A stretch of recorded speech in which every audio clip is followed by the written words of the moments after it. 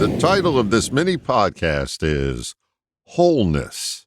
I believe there's an unextinguished fire within the human spirit that is fueled by the search for wholeness. Seems we're all looking to complete ourselves, but most of our journey here on planet Earth is spent on the path that won't take us there. Examine your thoughts for a moment.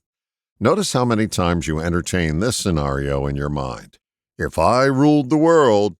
As you play that thought out, you'll find that you're still left with more questions than answers. We use so much energy attempting to control our kingdom that we miss the opportunity to discover our wholeness. We were born whole and have been conditioned away from that state by the forbidden fruit known as control. And getting my Henry Wadsworth Longfellow on, if you seek control, you'll never become whole. Side note, the next time you go to a new doctor for a visit and have to fill out that new patient form where it asks for your occupation, put down poet. Back to our regularly scheduled podcast. Control shuts off the flow of wholeness. It seems the purpose of all our controlling activities is to complete ourselves and return to the wholeness we arrived here with. We're doing a very poor job because the fabric of everyday human life is stitched together with a dissolving suture known as control. Control eventually comes unraveled because it's a manufactured condition that is, at best, weak.